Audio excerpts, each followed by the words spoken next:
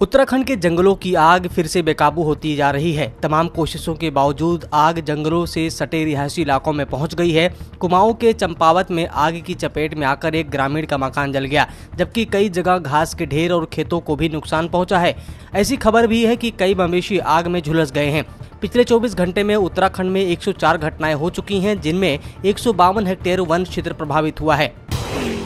दिल्ली जल बोर्ड ने राजधानी दिल्ली में पानी की किल्लत और दूषित जल के लिए हरियाणा और पंजाब को जिम्मेदार ठहराया है। दिल्ली जल बोर्ड ने सुप्रीम कोर्ट से कहा है कि हरियाणा और पंजाब के रवैये के कारण दिल्ली में करीब 30% पानी की आपूर्ति में कमी आई है। सुप्रीम कोर्ट में दायर हलफनामे में दिल्ली जल बोर्ड ने कहा है कि हरियाणा और पंजाब ने न केवल राजधानी को कम पानी की आपूर्ति कर रहे हैं, बल्कि दूषित पानी भी दे रहे हैं। यही कारण है कि यमुना में अमोनिया का स्तर बढ़ गया है। दोनों राज्य शीर्ष अदालत के पूर्व आदेशों का पालन नहीं कर रहे हैं। सुप्रीम कोर्ट ने फिलहाल हरियाणा व पंजाब को यथास्थिति बनाए रखने के लिए कहा है। बेंगलुरु में विशेषज्ञों और पर्यावरण डिपार्टमेंट के मुताबिक जल पक्षियों की संख्या में लगातार गिरावट आई है। इसका मुख्य कारण झीलों की बिगड़ती स्थिति, बेकार सीवेज का होना बताया गया है। बर्ड वॉचर्स और ऑर्थोनोलॉजिस्ट ने बताया कि पिछले 2 से 3 दशकों में गिरावट 80% से 90% के बीच कहीं भी हो सकती है। पक्षी विज्ञानी और वैज्ञानिक एस सुब्रमण्यम के अनुसार झील के विकास के लिए सिविल इंजीनियरिंग तकनीकों का उपयोग जल पक्षियों पर गहरा प्रभाव डालता है। वैज्ञानिक और औद्योगिक अनुसंधान परिषद और राष्ट्रीय पर्यावरण अनुसंधान संस्थान की एक संयुक्त रिपोर्ट के अनुसार शहर में और उसके आसपास 205 में से 19 झीलें पूरी तरह से अतिक्रमित हैं और केवल 21 में पानी है जो पीने लायक है। मध्य प्रदेश के मुख्यमंत्री शिवराज सिंह चौहान के राज्य में पौधारोपण का अभियान तेजी से जारी है। शिवराज सिंह चौहान ने अपने प्रतिदिन एक पौधा लगाने के संकल्प को आगे बढ़ाते हुए आज अपने आवास में करंज का पौधा लगाया। इस दौरान सीएम चौहान ने कहा कि मैं रोज एक पौधा लगा रहा हूं। प्रदेश की जनता से अपील है कि वह भी हर साल और संभव हो तो हर महीने एक पौधा जरूर लगाएं। राष्ट्रीय हरित अधिकरण ने अपने ग्रीष्मावकाश की नई अवधि घोषित की है। एनजीटी द्वारा जारी एक आधिकारिक आदेश में पूर्व में अधिसूचित 1 जून से 30 जून तक के ग्रीष्मावकाश को रद्द कर दिया गया। साथ ही इस अवधि के दौरान अधिकरण का कामकाज सुचारू तरीके से होने की घोषणा की गई है। आदेश के मुताबिक अब ग्रीष्मावकाश एनजीटी के सभी पीठों के लिए 19 अप्रैल से 18 मई तक रहेगा। आदेश में कहा गया है कि कोविड-19 के मामलों में अचानक और अत्यधिक वृद्धि होने के चलते सक्षम प्राधिकार ने ग्रीष्मावकाश की अवधि में बदलाव किया है।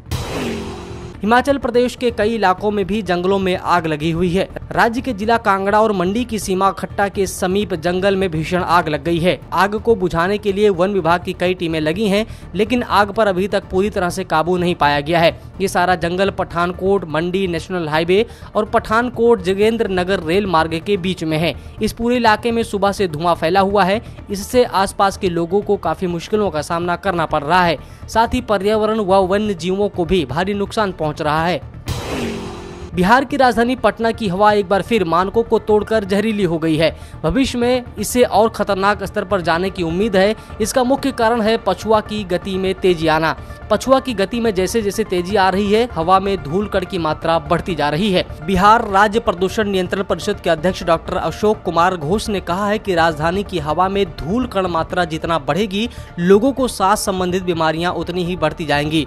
हवा में धूल कण की मात्रा बढ़ने के कारण ही लोग दमा और स्वास्थ्य संबंधित अन्य बीमारियों के शिकार हो रहे हैं। भारत में कोरोना वायरस के मामले तेजी से बढ़ते जा रहे हैं। स्वास्थ्य मंत्रालय के ताजा आंकड़ों के मुताबिक देश में पिछले 24 घंटे में संक्रमण के 2,17,353 नए मामले सामने आए हैं। ये अब तक एक दिन में आए सबसे अधिक कोरोना के मामले हैं। इसके साथ ही कोरोना संक्रमण का कुल आंकड़ा 1,42,91,917 हो गया है। पिछले 24 घंटे में 1,185 लोगों की कोरोना संक्रमण के चलते मौत हो गई। इसके बाद संक्रमण से मरने वालों की कुल संख्या बढ़कर 1,74,308 पहुंच गई। देश में कोरोना के एक्टिव मामला बढ़कर 15,69,743 हो गया है। राजधानी दिल्ली में दोपहर के बाद मौसम बदल गया। तेज हवा के साथ बारिश ने दिल्ली वालों का दिल खुश कर दिया। पश्चिमी दिल्ली के कई इलाकों में 4 बजे से बारिश शुरू हो गई। दिल्ली के कई इलाकों में झमाझम बारिश देखने को मिली। अगले 48 घंटे में भी दिल्ली के आसपास बादल मंडराने और तेज धूप से लोगों को राहत मिलने के आसार जताए गए हैं। झारखंड की राजधानी रांची में शुक्रवार सुबह से तेज धूप और बादल की आंख मिचौली जारी रही। कभी तेज धूप खिल रहा था तो कभी बादल छा जा रहे थे। मौसम विज्ञान ने अगले 3 दिनों तक झारखंड के कुछ हिस्सों में ऐसे ही मौसम बने रहने की संभावना जताई है। इस दौरान हल्के दर्जे की बारिश के साथ वज्रपात की भी संभावना है। 18 अप्रैल के बाद आसमान साफ होने की उम्मीद जताई गई है। सब्सक्राइब करें पर्यावरण पोस्ट।